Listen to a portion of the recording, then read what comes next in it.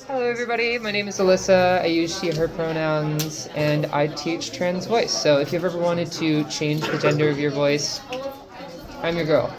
I can do anything from any starting point to any end point. We can go from feminine to masculine, masculine to feminine, any of those to anywhere on the spectrum. Um, and it's a very confusing process, and it can seem very complicated, but I want to tell you that it's actually pretty simple.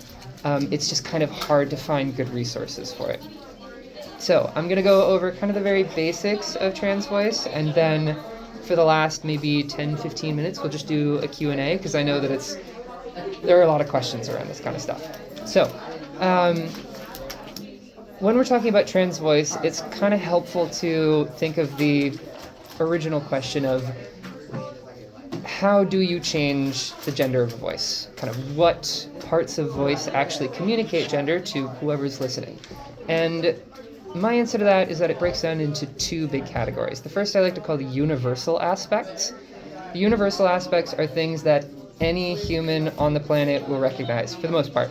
And this is because they are rooted in puberty, biology, whatever you want to say.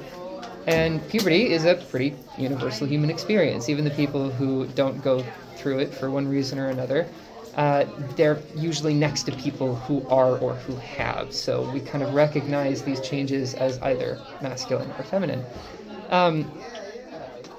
The second group I like to call the local aspects. I call them the local aspects because they are local to where you live, your culture, just kind of what the people around you are familiar with.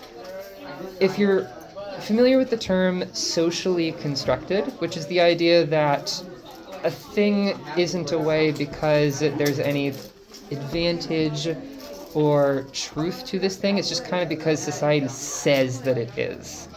A good example of this is that skirts are feminine. Skirts are feminine for maybe the Western world, because the Western world has just kind of decided that skirts are feminine, but they don't give women any particular advantage. There's no need for women to wear skirts or not. Women do just fine with pants. Men can wear skirts. There's not really a difference between skirts and pants. So that is a socially constructed idea that skirts are feminine. These local aspects are kind of like that. They're kind of parts of voice that your culture has decided are feminine or masculine. Because they're not really rooted in any truth, they don't really do much in communicating gender. And for the most part, we can ignore them. Universal aspects are far more impactful. I want to go through a couple of these local aspects just because they can be surprising. The big one is pitch. Pitch actually doesn't contribute to gender perceptions, which is kind of confusing because you think that feminine voices are higher, masculine voices are lower, but it's actually not pitch. So if I change my voice to a much more masculine one, and then from here I'm going to go up in pitch and higher and higher and higher until eventually I can be forced into falsetto. But does this sound feminine to any of you? No, not really. So pitch doesn't really do anything. You can kind of think of pitch as musical. When singers go up in pitch, they don't start sounding more like women, and when they go down in pitch, they don't start sounding more like men. So pitch, you can pretty much ignore. The other one is intonation. Intonation is kind of like how you speak your words. I like to say that it's very equivalent to accent. And accent, again, not really gendered. The only kind of gendered accent I can think of is like the stereotypical Californian gay male lisp. But then again, that's not feminine, it's considered effeminate, an attempt at femininity. So that doesn't really do much either. There are a couple more in here that can be surprising. Vocal fry is a big one. If you kind of remove the support for your voice, your voice will kind of do this frying sound like sizzling in a pan, and that some cultures perceive that to be more feminine, some cultures see it as very neutral. It doesn't really change the gender of a voice, it just kind of makes you sound tired or sick, in my opinion. And kind of many other things like that. So the local aspects, for the most part, we can ignore. They can be useful in kind of creating different styles of a certain gender, but in terms of actually creating gender, not very helpful. So let's go back to the universal aspects, because those are the things that matter. So this, again, breaks down into two big categories. The first is resonance. Some communities also call it size. And the reason why is that it's all about vocal spaces in your body. As sound travels through a space, the space changes the sound.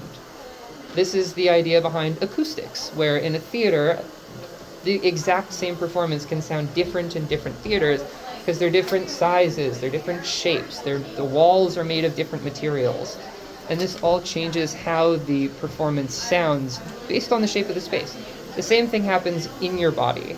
The shape of these vocal spaces change the sound as it moves through, and then when it finally exits the body, it's kind of taken on all of these attributes of these spaces.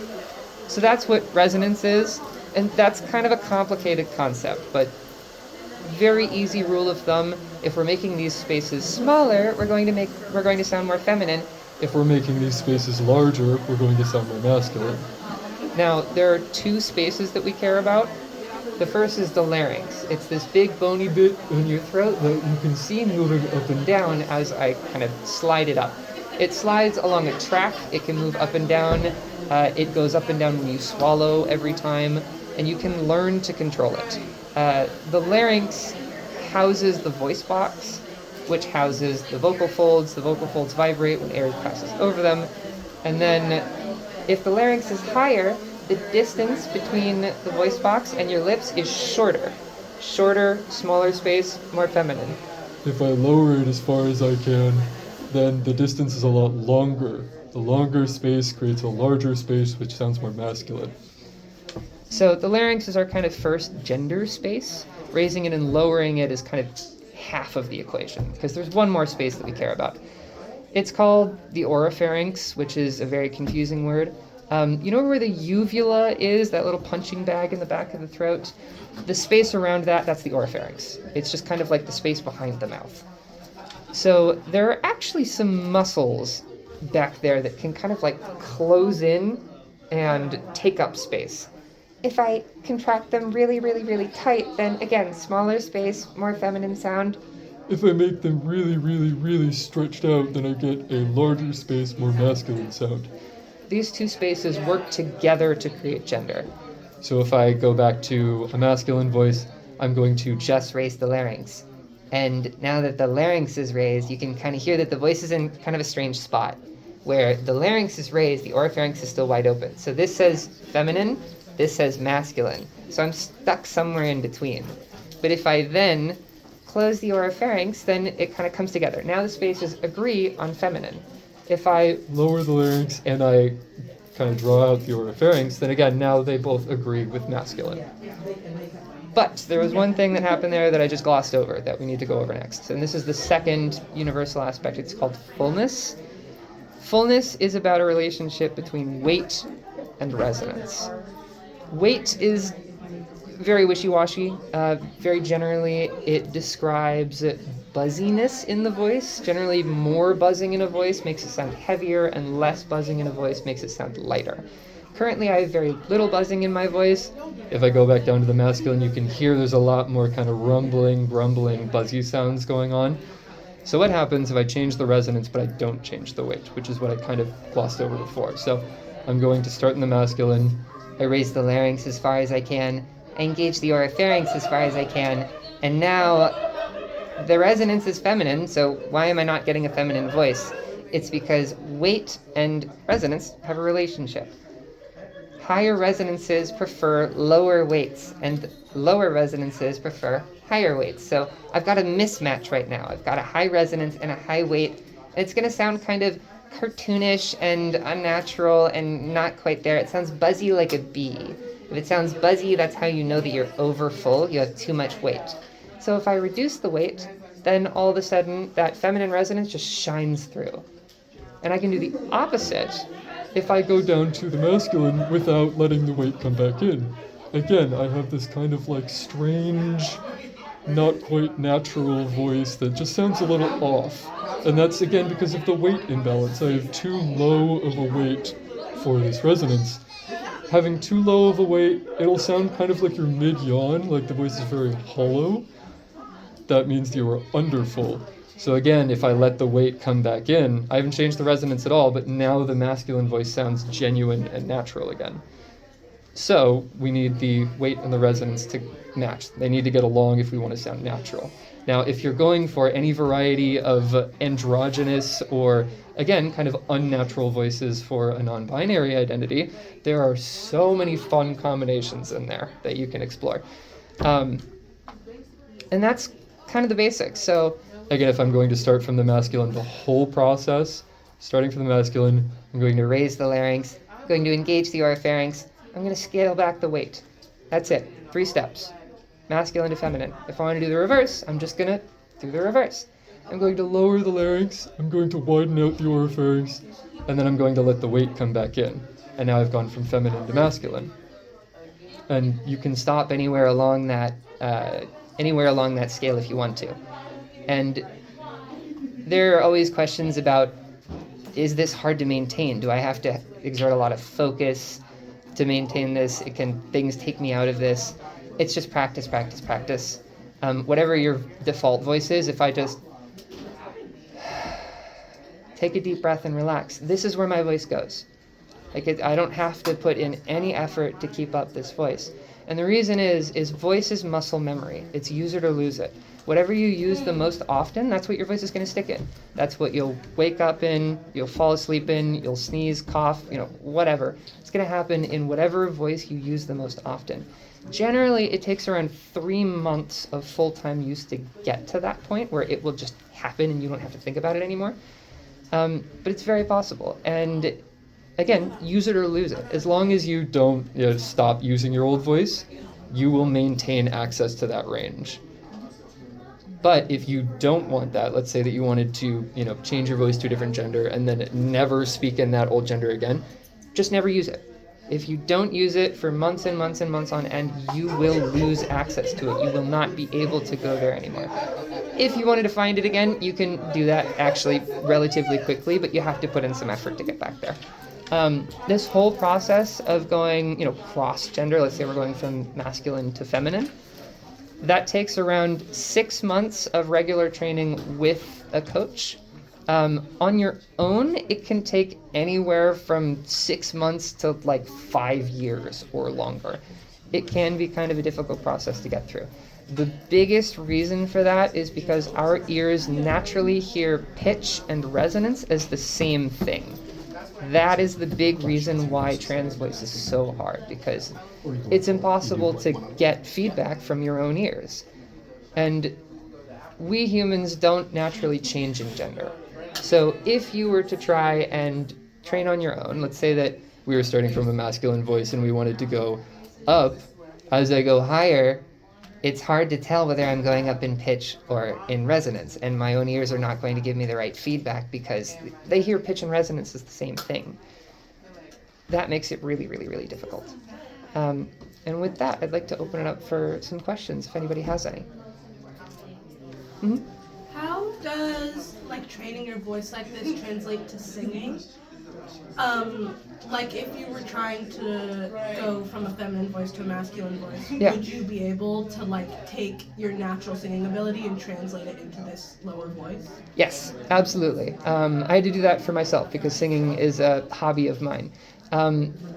The only caveat there is that masculine styles of singing are very different from feminine styles of singing. So the skill that will transfer is your ability to kind of learn those styles quickly. If you sing a lot, then you can kind of pick up new styles fairly quickly. So you will be able to pick up these masculine styles pretty quickly. But for example, when I had to learn how to sing in the feminine singers use falsetto all the time, constantly. Falsetto is a mainstay in feminine singing, whereas in masculine singing, it's not used super often. So I had to really, really, really learn how to use my falsetto, and I almost had to relearn to sing based on that alone. But everything else transferred, absolutely, and I can, sing perfectly well in the feminine when I want to. Any other questions? Yeah? Go back over. Yeah. So it's different types of buzzing. There are a couple types of buzzing. There are two that we care about. There's one called the closed quotient, and there's another called brassiness. Closed quotient, well, it's always a spectrum, so it's closed quotient, open quotient, and then brassiness and breathiness are the opposites. So if I kind of let myself get louder, a little bit more aggressive, then it'll sound brassier. It'll sound kind of like a trumpet. But if I get really, really breathy, then that's kind of the opposite of brassiness. It's impossible to be super brassy when you're trying to be very breathy. And that's kind of that aspect of weight. It also kind of relates to volume.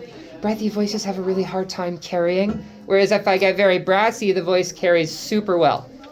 But it also makes the voice sound a little heavier, and you can hear that it takes away from the feminine sound just a little bit. But at the same time, people sound different when they're like yelling or trying to be loud. So the second closed quotient is a little more complex. It's the one that I hate explaining because it's the one that I start explaining and people start falling asleep. Or they get really panicked or overwhelmed. It's very scientific. Basically, the vocal folds can be thicker or thinner based on whether you've gone through a testosterone puberty. If you have gone through a testosterone puberty, your vocal folds will be physically thicker. They will have more mass to them. If you have not, they'll be thinner. And this does affect pitch to some degree, but the main thing that it affects is this thing called the closed quotient. So the closed quotient is all about the amount of time that the vocal folds are touching each other.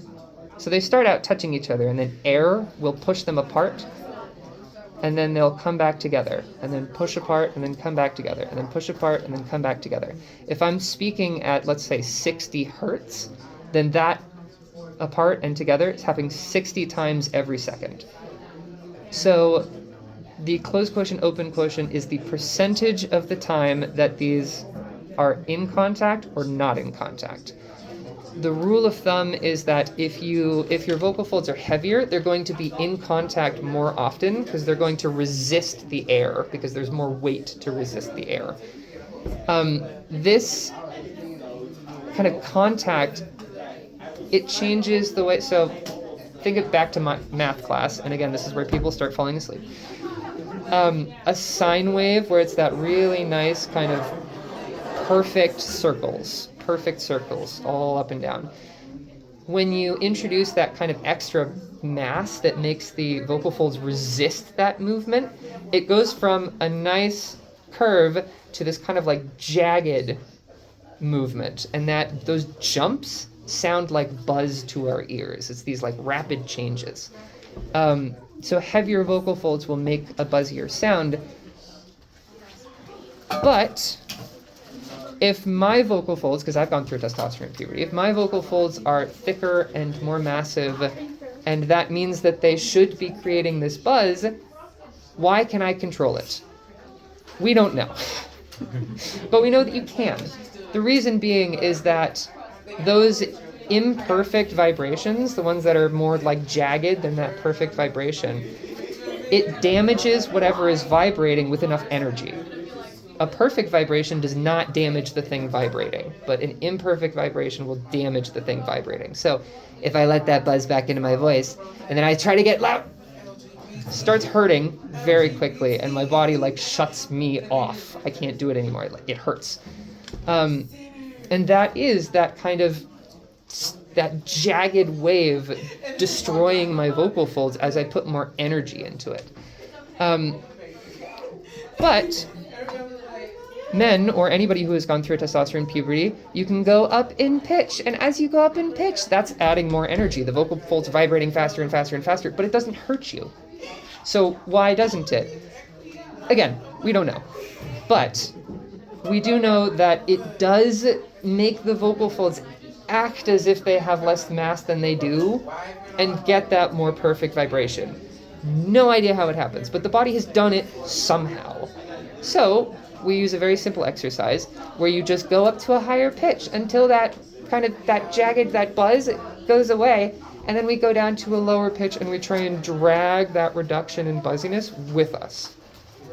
And with enough repetitions, it works pretty well, and thank God, it's sticky. once you do it, it sticks around for a couple minutes. You only have to do this exercise once or twice, and then you can go through all of your exercises and it'll stick through.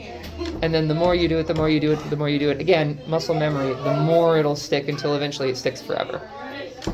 Does that answer your question? I think so. So, again, the theory is quite complicated, but that is why you want to have a teacher, or you're going through simplified resources so that I can do all of the thinking for you. All you have to do is do the exercises that I've written down. You don't have to think about it, just do the exercises and it will happen. Okay. Any other questions? Yeah. Sometimes while talking, and especially while singing, between natural voice and falsetto, there's like this wall. Yes. Why does that happen, and how to like overcome it? Yes, so that's actually a classical singing goal. That actually doesn't have anything to do with trans voice, but I'll explain it anyways.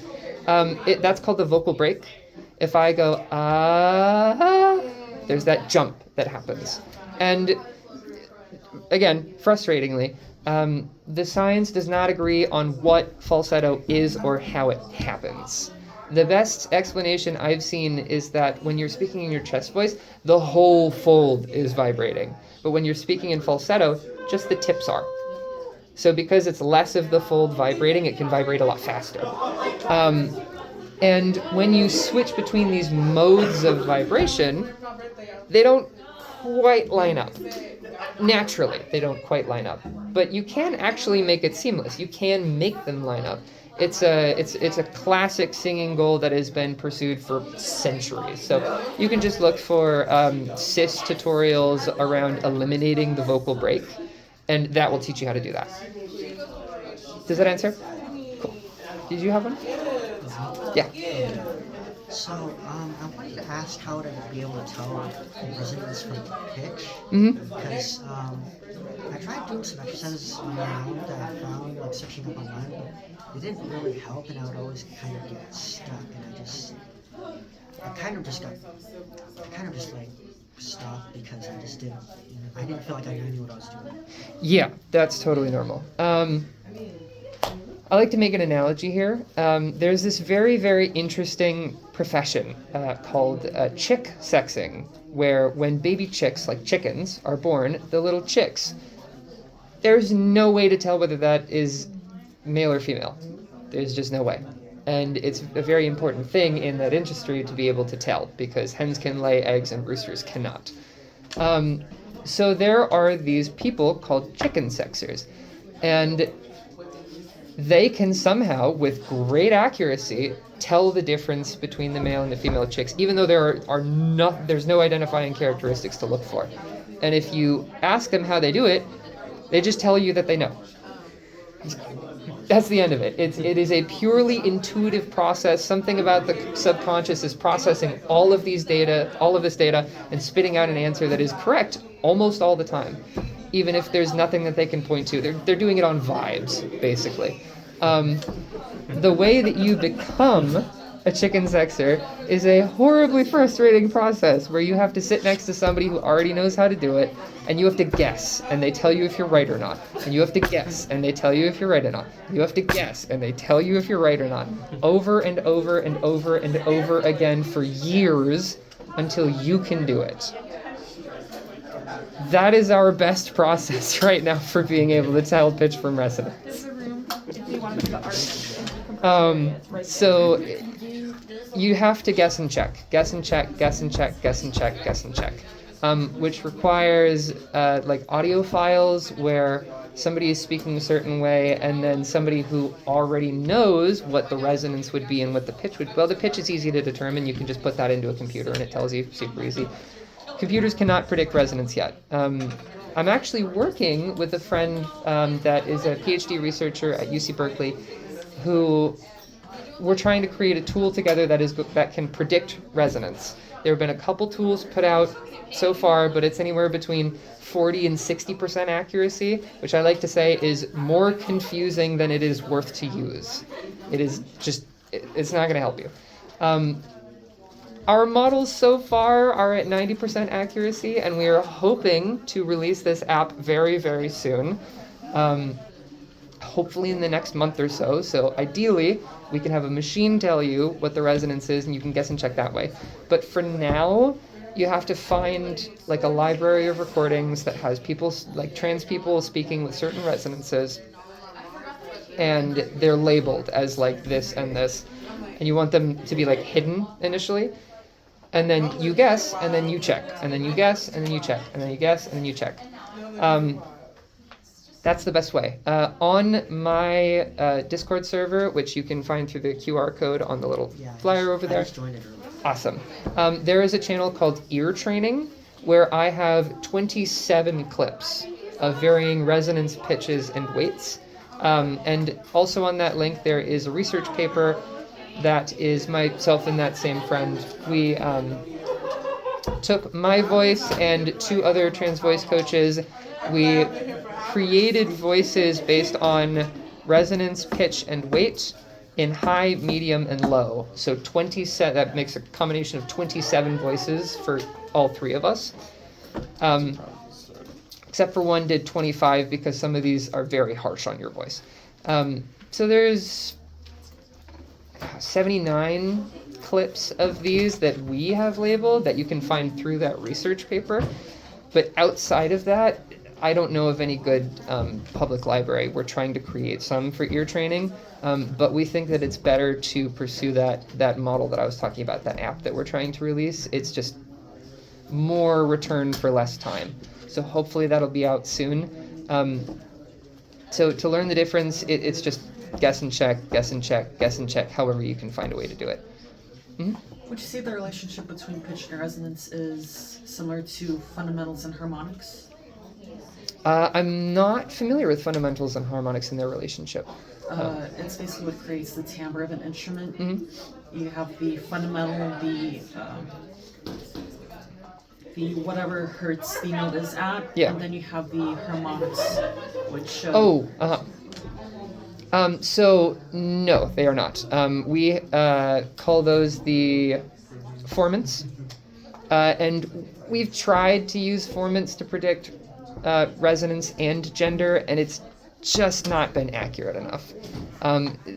Theoretically, somewhere in there, that information, theoretically, it's in there somewhere, but we don't know how to do math well enough to find it.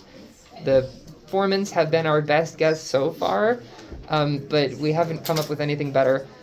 The reason why we switched to using AI is because the human brain can learn to hear the difference. And we could try to do all of that math, and that might take a really long time.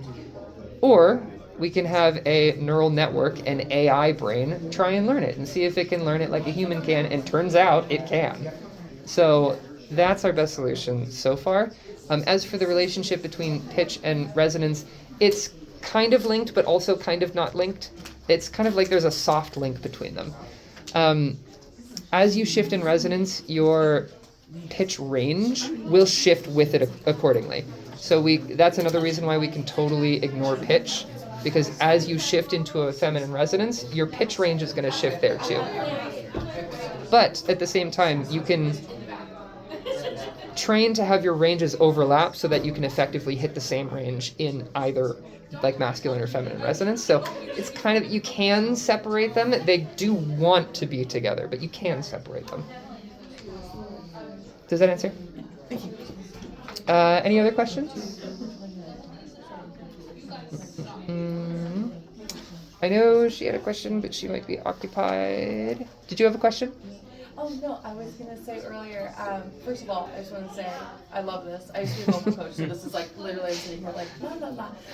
Thank you. I was gonna suggest for the voice crack question, doing like, I don't know if you guys have heard of sirens, just imitating sirens. I was just gonna suggest that it's like, always helped me as a singer, to help with that transition between the head voice and the falsetto. Yep, absolutely. Yeah.